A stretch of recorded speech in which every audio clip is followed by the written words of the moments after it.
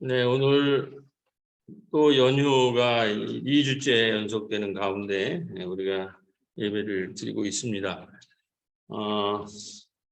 오늘 이 말씀은 공중권세에 대응하여 성령의 전신갑주로 무장하라, 이런 말씀인데요. 에베소서 유명한 말씀이시죠.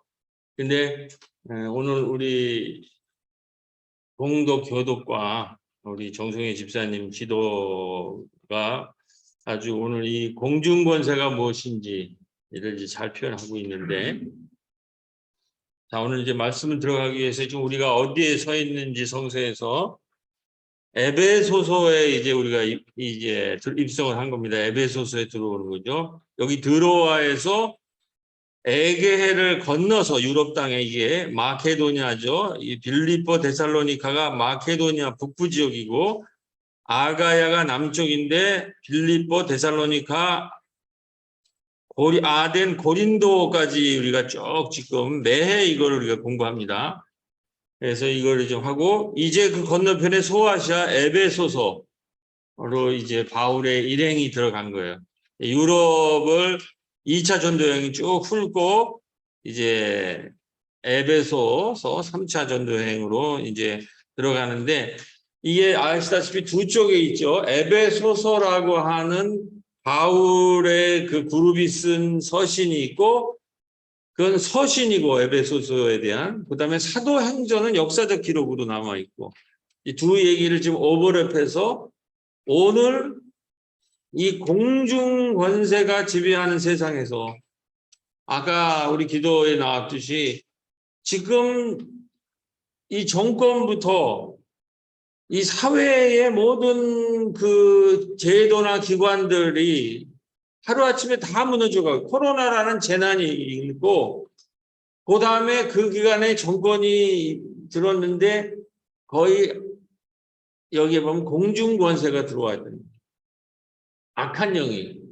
그리고 우리의 영도 아까 사회적 자본 나왔지만 함께 협동하고 소통하고 공유하고 공생하는 이런 것보다는 각자 도생이라든지 이런 게 압도하고 있어요, 지금 우리의 이 심령들을.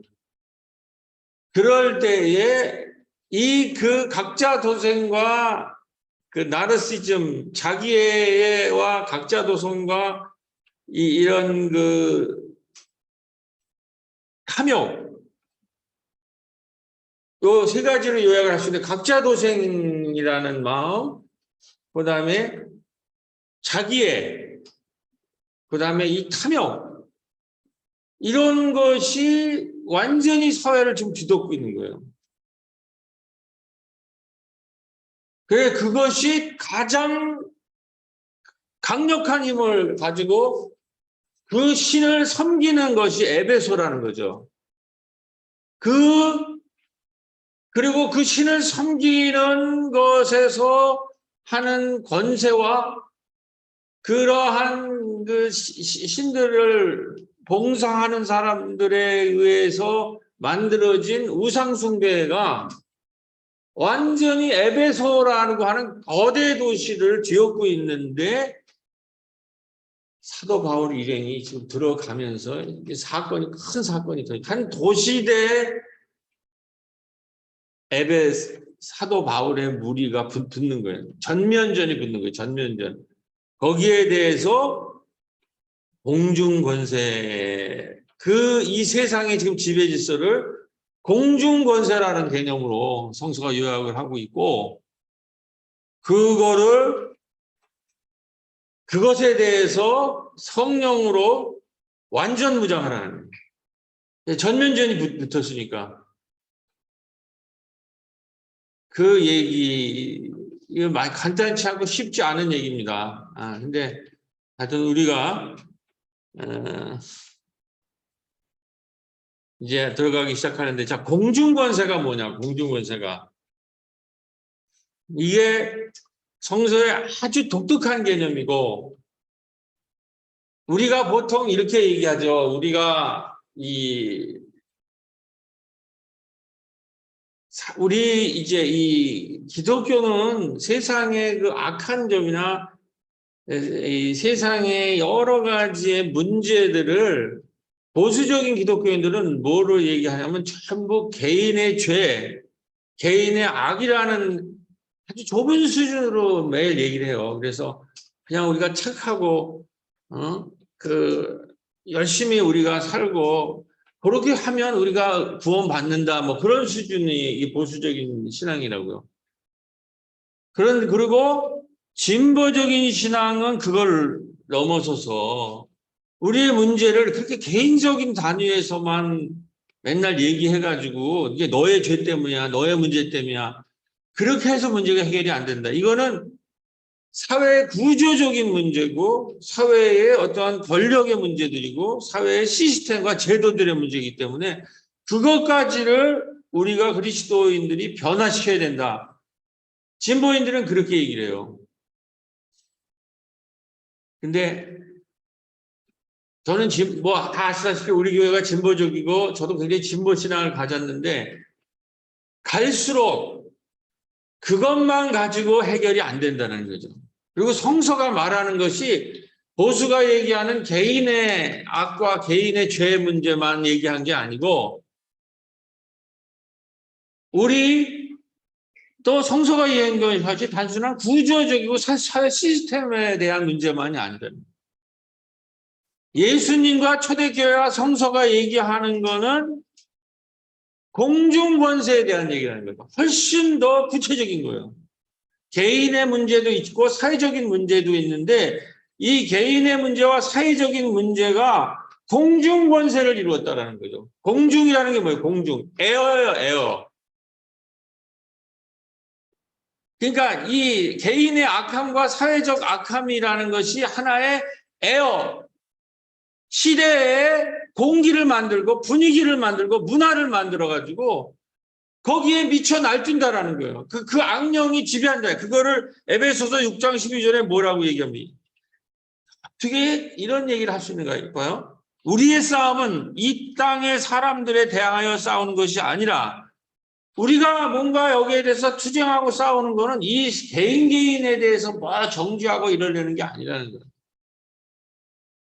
이제 보수적인 사람 모든 걸 자꾸 율법을 뒤집어 씌워서 더 사람들이 힘들고 그러면 못 지키기도 하고 좀 못하는 것도 있잖아요. 그런 거 전부 개인의 그게 이제 바리새인들이에요. 율법 뒤집어서 더 힘들게 만들어요. 그러니까 우리가 지금 싸우는 거는 완전 무장해서 사람들에 대해 싸우는 게 아니라 이 세상의 어두운 세력들과 공중 권세 잡은 악한 영들에 대하여 싸우는 거예요. 지금 이 세상의 어두운 세력이랑 공중 권세를, 공중의 권세, 이게 참 신령한 말 아니야? 이렇게 무슨 지금 선거를 통해서 이상한 대통령이 생겼다. 그런 어두운 세력이라든지 그 구조악이잖아요, 그거. 그런 차원이 아니라 그 구조 세력이들이 공중의 권세, 에어, 시대의 공기와 분위기와 문화를 장악해서 사람들이 거기다 중독되어 있다는 거예요. 그리고 그거를 신처럼 받든다라는 거예요. 거기에 대해서 우리는 예수 그리스도를 얘기하겠다는 거예요. 그래서 에베소서에서 이 공중권세에 대해 바울이 전면전이했는데 거기서 승리를 해요. 그러니까 오늘 이 시대랑 우리가 어떻게 싸울 것인지 이 공중권세랑 싸워야 된다는 게 이게 사람들에 대해서 하는 것이 이 세상의 어두운 세력과 공중권세, 이 에어, 이 시대의 분위기, 정신, 그 시대 정신을 썩어 문드러지게 하는 아까 정확하게 우리 정성희 집사님이 얘기해 협동, 공생, 공동체 이런 거를 생각하던 사람들도 코로나 이후에 이상한 사람을 뽑고 우리가 거기 투표하지는 않았지만 그렇게 하면서 갑자기 코로나 되고 시대 분위기가 하면서 각자 도생이 됐다는 각자 도생.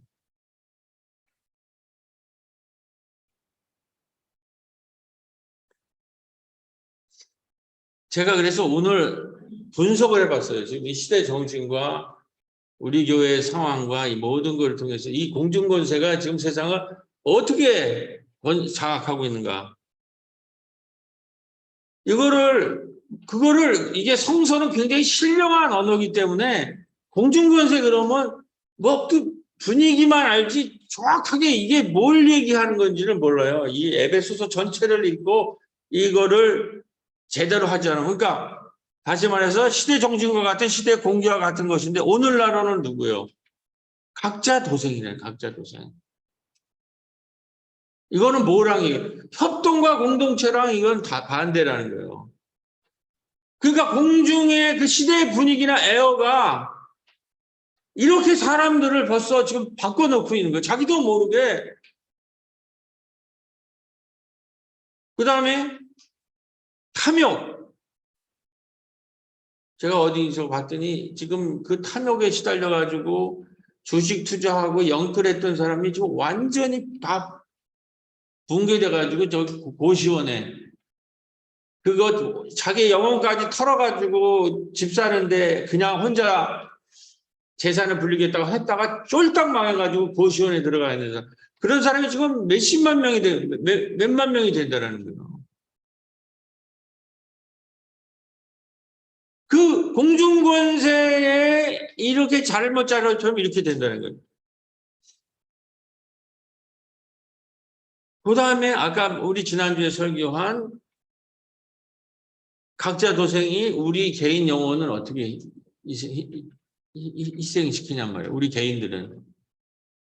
그게 바로 나르시즘이라는 자기애에 빠지기 시작하는 거예요. 굉장히 무서운 에어예요. 공기예요.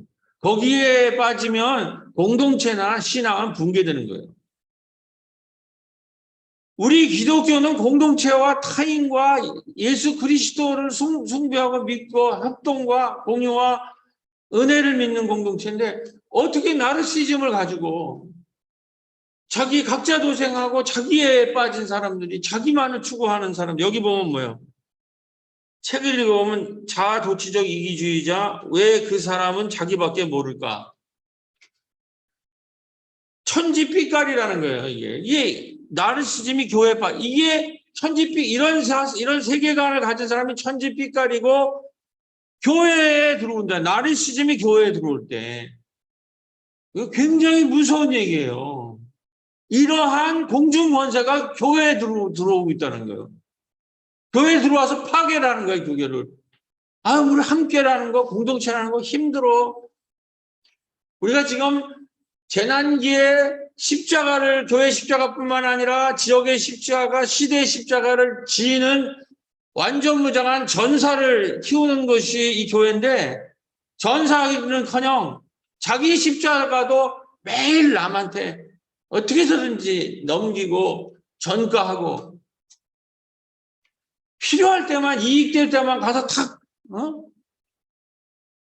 누리려고 하고 이게 세상 풍조인데 여기 뭐라고 세상 이렇게 사도행전 보면 이렇게 그때 너희는 2장 2절에 너희 가운데 행하여 이 세상 풍조에 따르고 공중권세 잡은 자를 따랐으나 곧 지금 불순종의 아들 가운데 역사하는 영이라.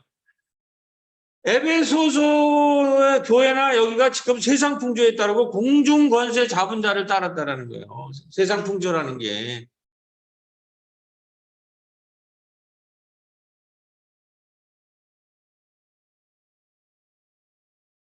그리고 가장 무서운 거는 이 나르시즘이나 이 각자 도생,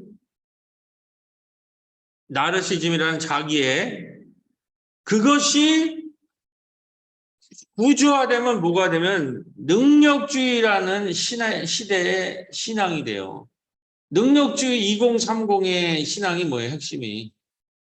여기 쭉 짧은데 2030 세대를 사로잡고 있는 능력주의 신화는 내가 잘나서 성공하고 못난 이들은 경쟁에서 패배해서 힘들게 사는 것이니 그게 공정하다라는 거예요. 이게 지금 젊은이한테 쫙 깔렸어요. 내가 성공하고 내가 성적이 좋고 내가 하는 건 다 내가 잘나서 한 거고 지금 그거 안 되는 애들은 실력이 없어서 그런 거니까 그거를 우리가 관심 가질 필요 없다. 이런 것이 우리 대학교 때는 시대 정신을 가지고 지난번에 얘기했죠. 1986년에 뭐 우리의 모든 거를 하고 내려왔잖아요. 내가 뭐가 뭐 잘했다, 내가 대학생이다 이런 거가 중요한 게 아니라 그렇게 우리가 보답받았으면 어떻게 이웃에게 어떻게 지역에게 그걸 나눌 건가? 협동 공유 공생 그걸 가장 근데 이 능력주의 신앙이 가면서 내가 잘난 거다 내가 잘나고 못난 사람들은 지가 못난 거니까 이게 공정한 거다 이래. 그거 도울 필요도 없고 이렇게 불공평하고 양극화된 게 당연하고 좋은 세상이다 이렇게 얘기를 하는 거예요.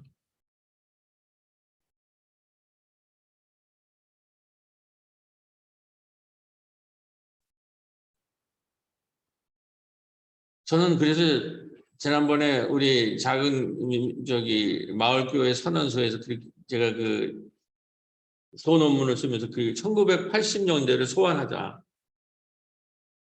1986년대 우리에 들어왔을 때 제가 그때 얘기를 했잖아요. 그때 지역아동센터, 도서관, 공부방 대부분의 교회들은 지역아동센터, 민중교회들이 도서관을 다 했어요. 그때에 그 일을 한 사람들은 그 작은 민중교회 여성들이 그걸 했잖아요. 우리 교회도 여성들이 타가소를 만들었고 어린이집을. 그 다음에 여성들이 지역아동센터를 만들어요. 지금 돌이켜서 보면 그게 어떻게 가능했을까? 그리고 우리 교회는 일반 교회, 민주교회가 하지 않은 도서관들은 남성이 했죠. 우리 정성혜 집사님이랑 그 누구야?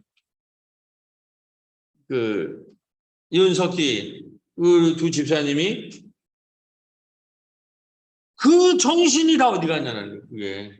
그때 우리는 교회 안에 폐쇄되고 교회 안에 건물에 있는 게 아니라 이미 지역사회를 마당과 플랫폼으로 만들으니까 이게 지금의 우리에게 필요한 시대라는 얘기를 했는데 이거는 다 가고 그 시대의 그 시대 정신은 다 없어지고 민주교회 정신, 십자가 정신 없어지고 각자 도생 능력주의 그리고 그 탐욕, 부동산 투기하고 주식 투자하고 그렇게 해서 성공하는 것이 성공한 인생이다. 이런 성공주의. 이게 공중 권세를 이루고 있어요. 힘을 내가지고. 그래서 협동하려고 하고 공동체를 하고 함께 살자 하는 사람들을 압박하고 그 사람들을 무시하고 그래서 의로운 길을 조롱하고 멸시하고 냉소하고 혐오하는 이게 공중소유세가 무서운 게 자기들의 문제가 아니라 자기와 다르게 사는 함께 삽시다. 예수 정신으로 삽시다. 공동체적으로 삽시다. 지역과 이웃과 삽시다. 그런 거 하는 사람들을 조롱하고 멸시하고 냉소하고 혐오하는 왜 지금 혐오가 나타나는 거예요? 혐오. 약한 자들과 함께 사는 것에 있어서 혐오하는 거 아니에요. 이런 공중 관세가 세상을 지배할 뿐만 아니라 교회 안에도 침투를 해가지고 교회를 어지럽히는 거예요. 그런데 이러한 거를 바로 가짜 뉴스로 페이크 뉴스. 갈라디아서를 제가 해석할 때 그때 다 소환하는 거예요. 갈라디아서에서 바울이 다른 복음을 없나냐 하는 거는 이러한 공중 권세들이 이 예수 정신을 갖다가 사도 바울이 어디 갔다 온 사이에 거짓 사도들이 나타나서 그거를 완전히 짓누를 때 사도 바울이 펜을 들었어요. 내가 너희들한테 전한 복음은 지금 가짜 사들이 전한 저 복음이 아니다. 다른 복음을 없나니.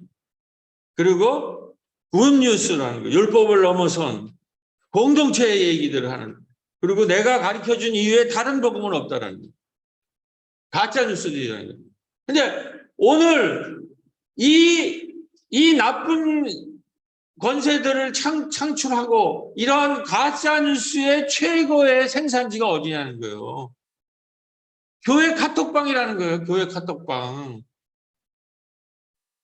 그러니까 지금 이걸 보면 이 가짜는 이 공중권세가 어떠하게 움직이는 걸 알 수 있잖아요. 각자도생 능력주의 탐욕을 그런 거를 정당화해요.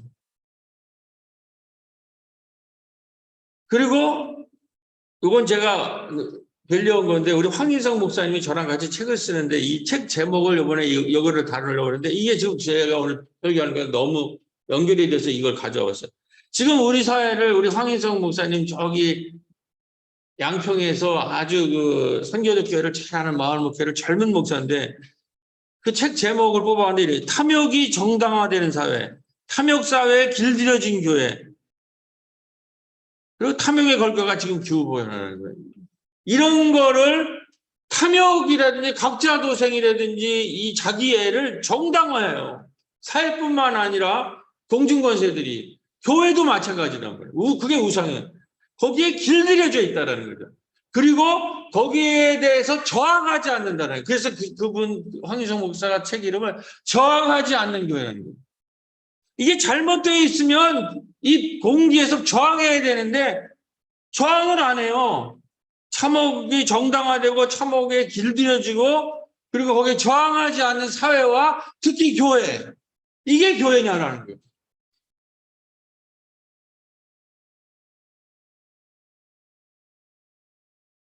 그런데 아픔이 길이 되려면이라는 책을 의사가 이 기득권 사람 중인데 이 사람은 뭐려고 하냐면 이렇게 해가지고 의사들은 되게 돈 벌고 그러는데 공중보건 의사는 김승섭이라는 의사님은 소방공무원, 쌍용차 해고 노동자, 세월호 생존 학생, 동성애자들 현장에서 연구를 한 거예요. 그래서 이 공중보건의라는 거는 뭐냐면은 전통적으로 역학조사는 질병의 원인자의 감염공란을 개인 간의 접촉의 첩초로 만들었다면 최근에 와서는 그것의 사회적인 원인을 찾으려고 한다는 거예요. 그러니까 의료도 마찬가지예요. 무슨 병이 나면 전부 개인들의 뭐 위생 이런 수준을 넘어. 근데 이 사람들은 소방차 공무원, 쌍용 해고노동자, 세월호 이런 것들을 현장에서 공부하면서 이 아픔이 길이 되려면 이런 공중보건, 퍼블릭 의료를 하는 사람들은 혐오 발언, 구직자 차별, 고용 불안, 참사 이런 사회적 상처는 우리 몸을 어떻게 병들게 하는가? 이 질병을 개인의 차원이 아니라 사회적이고 구조적 차원에서 연구를 하기 시작하는 의사들이 등장했다는 거예요. 사회적 원인을 가진 질병은 사회적 해결책이 필요하다. 이 책을 어떤 분이 카톡에서 보고 기독교인인데 나는 이 책을 읽으면서 질병과 귀신 들림의 원인이 당대 제국의 포괄적 지배 구조에 있었다고 보았던 마가복음과 또 그것을 읽어낸 리차드 홀슬리와 같은 신학자들을 떠올렸다. 질병의 원인이 개인에게 있는 게 아니라 공중권세와 같은 사회적 공기와 분위기, 문화에 있다고 예수의 기적은 이야기한다는 거예요. 지금 우리가 성서학은 이미 여기까지 왔어요. 제가 누누이 이제 내년에 이 책을 내려고 그러는데 제가 누누이 얘기해요. 이 개인의 죄라든지 이런 그 구조적인 그런 문제뿐만 아니라 악령이라는 게 뭐냐. 우리가 신앙으로 종교라는 영성으로 봐야 돼. 그거를 넘어서 구조 문제나 개인의 문제가 아니라 그러한 구조와 개인이 해서 사회적 공기와 문화와 그 영을 만들어낸 그 공중 권세를 치료한 것이 예수의 치유의 역사예요. 예수님 갈릴리 일대에서 했던. 그러므로 예수님의 치유란 단순히 사람의 몸을 고치는 것이 아니라 이러한 악한 영인 공중 권세에서 사람을 해방시키는 것이에요. 그런데 우리는 그동안 병든 사람이나 정신과적 질병이 있는 사람의 문제를 교회에서는 개인적 차원에서만 이해하고 개인이 영적으로 예수를 만나 신비적 체험을 통해서 치유해야 된다고 믿어왔다. 그러니까 개인 구원의 차원은 개인이 여기 막강한 힘이 있는 예수를 만나가지고 신비한 일이 벌어져서 치유됐다. 그래 예수를 믿고 천다 구원받아라. 그 얘기만 했다라는 거예요. 성서는 그렇게 쓰여진 적이 아니라는 거예요. 아까 이제 호술리라고 하는 분이 바로 이거를 드러낸 건데,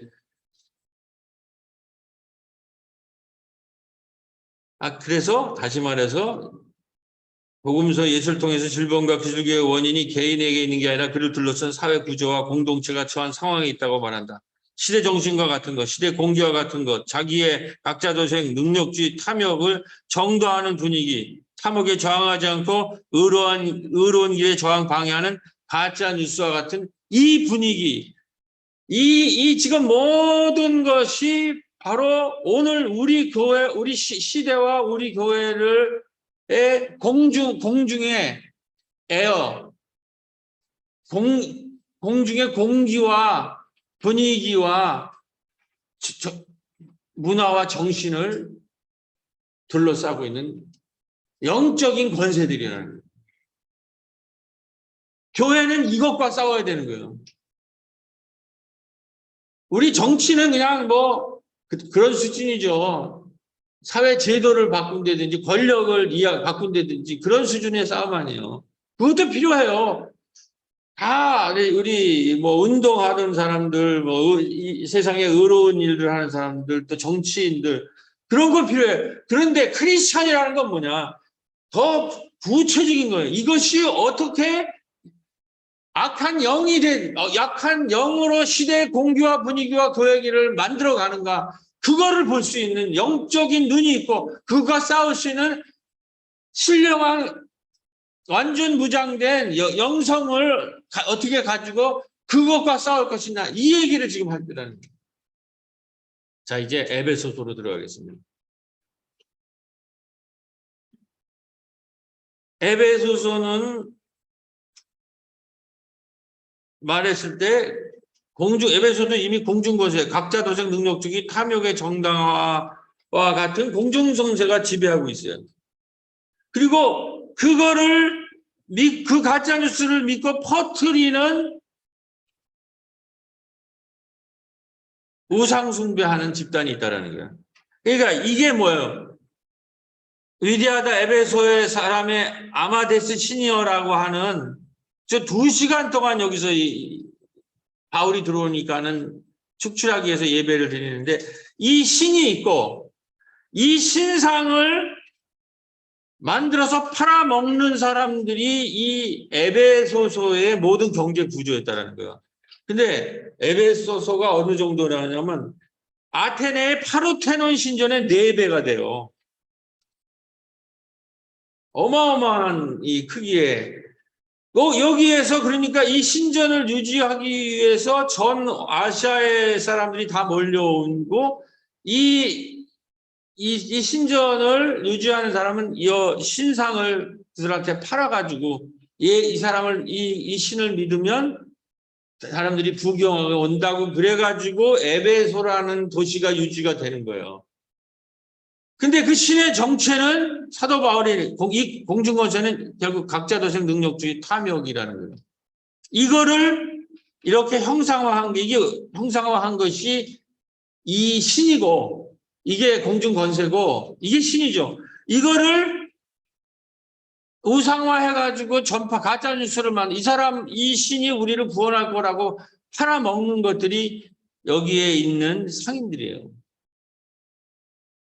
그러니까 에베소서에 들어가니까 이 상인 조합의 대표가 천하를 어지럽게 하던 이 사람들이 여기에 이름이라고 그래요.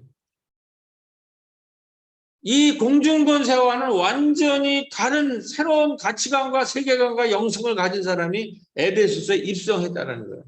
그걸 알아차린 거예요. 이 바울이 에베소뿐만 아니라 거의 전 아시아를 통하여 수많은 사람을 권하여 말하되 사람의 손으로 만든 것들은 신이 아니라 하니 이는 그대들이 보고 들은 바요.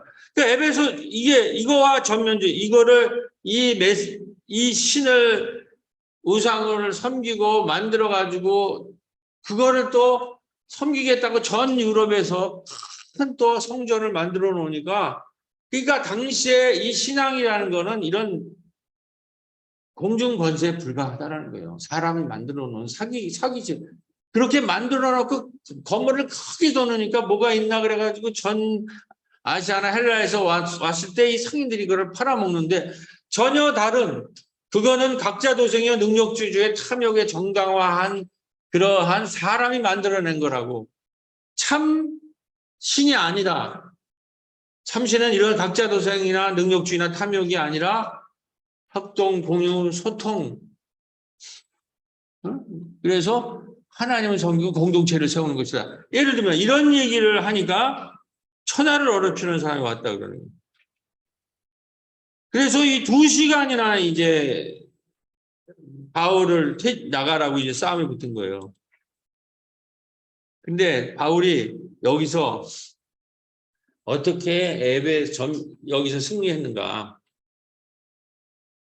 바울이 에베소서에 딱 들어갔을 때 이제 고린도에서 이제 에베소서로 가는 거 아닙니까? 그리고 이제 건너서 아시아로 유럽에서 19장 2절에 오늘 우리는 에베소 바울의 편지를 읽었는데 사도행전의 기록이 19장 2절에 이렇게 된 거예요.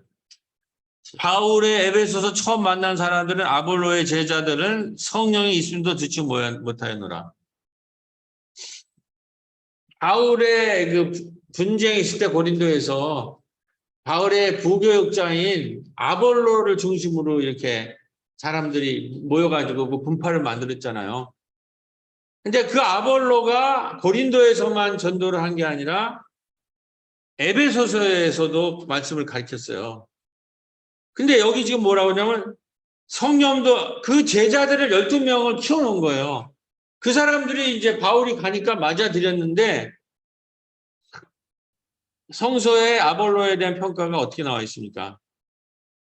아볼로는 성령을 알지 못하고 있는 사람. 헬라적 지식만 있지 성령을 모르고 있었다고 봐요. 그래서 브루스킬라 아굴라가 데려다가 다시 성경 공부를 시켜요.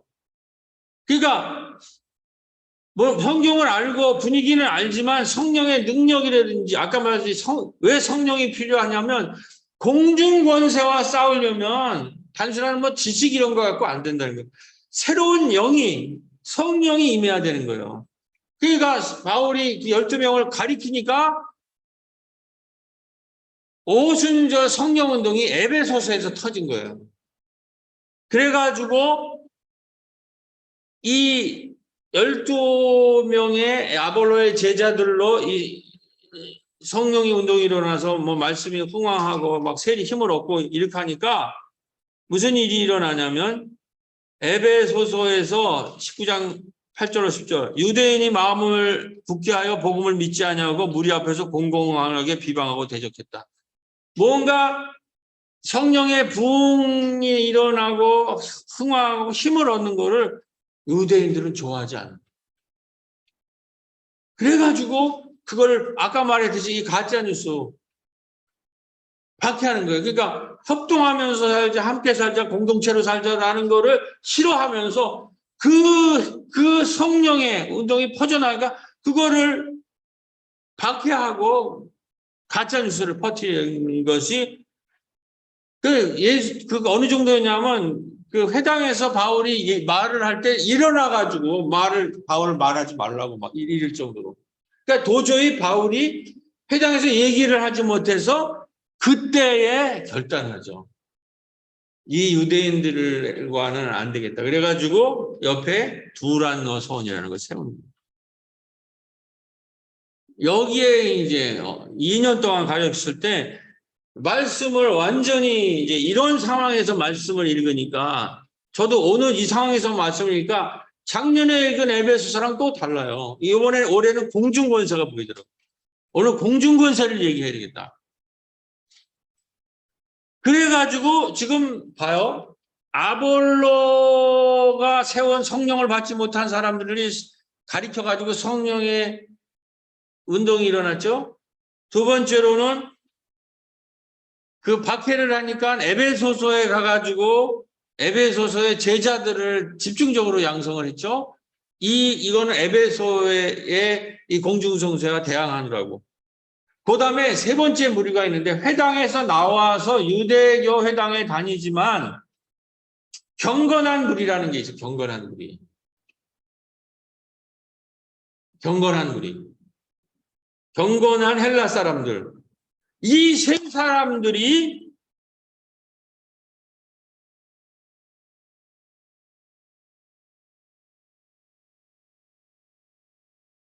사람들이 힘을 합쳐가지고 연합회중을 만들어내는 거예요. 이게 에베소서가 이렇게 해가지고 이 에베소서의 성령 운동이 말씀이 흥황하고 성령이 운동이 일어나가지고 나중에 바울이 가는 옷자락만 만져도 예수님처럼 병이 낫는 이런 일이 일어났잖아요. 이게 어떻게 되냐면 이렇게 해서 소아시아의 7교회 요한계시록에 나오는 그 교회가 이 에베소서의 두란노를 서당을 주고서 전 소아시아 쪽에 퍼진 거예요. 이 말씀 운동과 성령 운동. 그런데 여기에 모여 있는 사람이 누구였냐? 아볼로의 12제자. 그 다음에 두란노에서 새롭게 교육을 한 두란노의 바울의 제자들. 그 다음에 회당은 다니지만은 경건한 유대인으로 이러한 사도 바울의 말씀이나 성령운동에 동조하는 사람. 이 세 그룹이 모여서 연합회중을 만들었다는 거예요. 그래서 이 공중 권세를 무너뜨리고 그리고 전 유럽에, 전 소아시아에 이 복음이 퍼져나갔다. 자, 이제 결론입니다.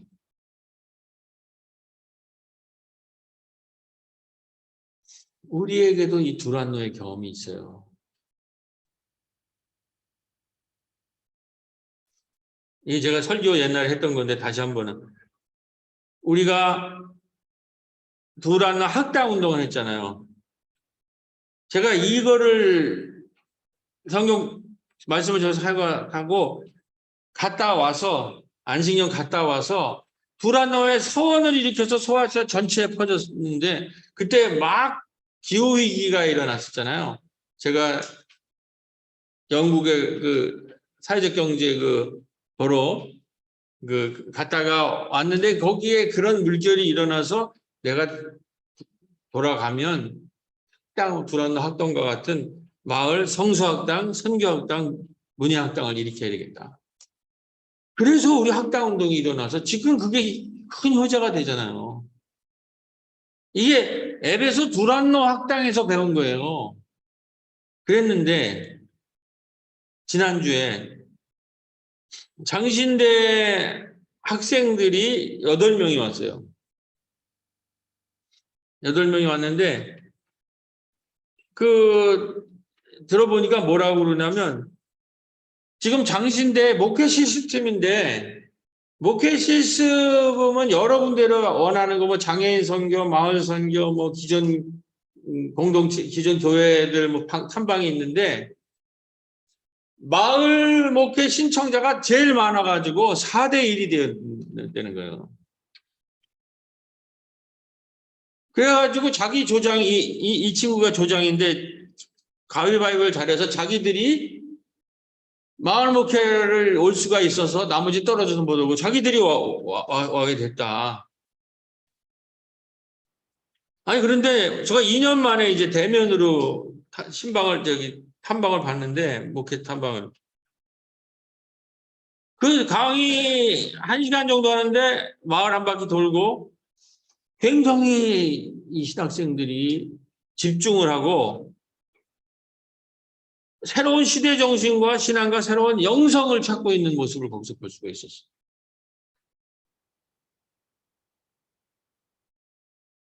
그러면서 지금 어마어마한 이 공중성세가 지배하는 이 시대에 지금 누군가가 십자가를 져야 되거든요. 공중권세에 대항하는 완전 무장해서 그런 동지를 얻은 기분이에요. 그런데 갈 때 카톡방에 올렸는데 그냥 제가 복사한 것입니다. 김해창 조장이 목사님 오늘 정말 감사드립니다. 모든 조언들이 너무 유익한 시간이었다고 나눔을 하네요. 유익한 시간 제공해 주셔서 감사합니다. 이 마을 학당 운동이 우리 마을에서만 일어나는 것이 아니라 지금 아까 소아시아 전체에 흩어졌다고 그랬잖아요.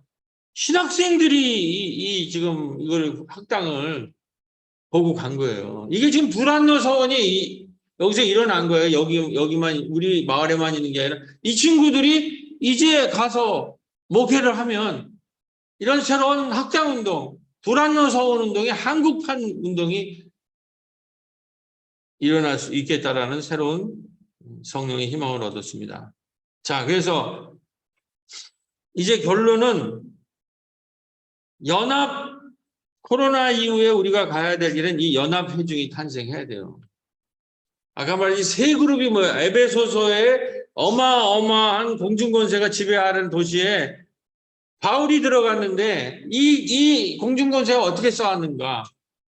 거기에 아볼로의 제달 12명에게 성령의 세례를 줬고 그 다음에 기존 회당에 다니던 사람들이 바울의 성령 운동과 말씀 운동에 동참하고 세 번째는 두란노에서 키운 제자들, 2년 동안 키운 말씀 버릇치는 제자들 이 세 그룹이 모여서 연합회중이 탄생했다는 여기서 핵심은 누구겠어요? 두란노의 학당의 제자들이죠. 2년간 집중적으로 했던 두란노 학당의 제자들이 중심에 서고 이 경건한 헬라인들은 동조하는 사람들이고 그 다음에 말씀을 그동안 읽었지만 성령을 받지 못한 그 12명이 여기에 합류를 해가지고 이 연합회중이 7개의 소아시아의 두란노를 중심으로 전체에 퍼졌다라는 거예요.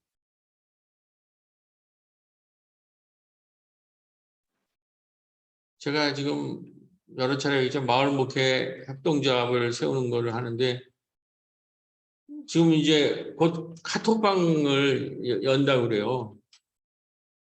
그러면 여기서 우리가 되는 얘기들이 전체에 각 도시 지금 내년에 한 10개 도시까지를 우리가 얘기하고 있는데 그럴 가능성이 있다는 여기에 지금 소아시아 7개의 생 것처럼 이러한 성령운동과 말씀운동이 지금 우리가 처해 있는 공중권세를 정확하게 분석을 하고 거기에 우리가 어떻게 의롭고 선한 하나님의 군대를 세우느냐 할 때 저는 우선은 여기에 연합회중을 볼 때 이제 우리의 마을 사람들도 전부 지금 우리 마을 학당에는 참여하고 있잖아요. 중요한 이 연합회중의 가능성이 있다는 거예요. 다음 주에 우리 가을 소 축제에 또 다 모여요. 우리 농부들 또 저녁 시간에는 여기에서 또 도시 농부들 문예 학당 사람들 다 모인단 말이에요. 16일 날. 우리는 추수감사절 예배 드리고 낮에는 소축제하고 저녁에는 도시 농부들 식사 모임이 있어요. 그것이 이 연합회중이 아니겠느냐. 지역의 사람들, 물론 거기에 두란노 학생 제자들이 대표가 되는 거죠. 자, 그래서 오늘 전신갑주를 어떻게 입어야 될지가 마지막 얘기인데 6장의 완전 무장이 뭐냐. 보면 여기에 구원의 투구를 쓰라는 거죠. 구원의 투구. 여기에 핵심은 뭐냐면 개인의 구원을 넘어서 이웃과 마을과 지구촌 자연생태계 전체를 구원하는 새로운 구원의 투구, 새로운 구원관으로 우리의 머리를 무장해야 된다는 거예요. 진리로 허리에 띠를 띠고 허리에 진리로 새로운 문명을 창조하는 새로운 생명, 생태 지식에 대한 탐구와 몰두가 필요하다는 거예요. 제가 이 진리로 허리띠를 띠고를 어디서 느꼈냐면 이 젊은 신학생들이 4대1의 경쟁력을 뚫고 눈이 초롱초롱하면서 마을목회 강의를 듣더라고요. 그러니까 새로운 문명을 창조하는 새로운 생명, 생태 지식으로 우리가 새롭게 무장을 해야 돼요. 믿음의 방패와 의의 호신경. 호신경은 방탄복 같은 거예요. 그런데 이런 걸 하면 믿음의 방패가 왜 필요하냐? 자꾸 공중권세가 불화살을 쏘고 흔들잖아요. 많은 사람들이 신앙이 흔들려요. 이 코로나 이후에. 그거를 믿음의 방패로 막으면서 성령의 칼로, 성령의 검으로 낡은 세계관을, 공중권세를 돌파하고 하나님의 나라, 하나님이 원하시는 그 새로운 세계를, 생명과 정의와 평화의 복된 소식을, 복음의 신을 신고 전파하는 새롭게 교인들이 다 되시기를 주님의 이름으로 간절히 기도드립니다. 잠깐 기도하겠습니다. 주님, 공중 권세가 어떻게 우리를 지배하고 있는지 함께 말씀을 나눴습니다. 구원의 투구를 써서 주님, 이웃과 마을과 지구촌 자연 생태계를 구원하는 구원의 투구를 쓸 수 있도록 도와주시옵고, 진리의 허리띠를 들고 새로운 생명과 생태의 지식을 우리가 흠모할 수 있도록 도와주시고, 우리 흔들리는 우리 모두에게 믿음의 방패와 의의 호심경으로 그 공중권세의 공격을 막고 성령의 검으로 새로운 세계를 제시하며 복음의 신을 신고 아름다운 복음을 전하는 우리 새로운 교회 교인들 다 될 수 있도록 새로운 교회와 약대동 마을을 축복하여 주옵소서. 예수님의 이름으로 기도드렸습니다. 아멘. 천성 542장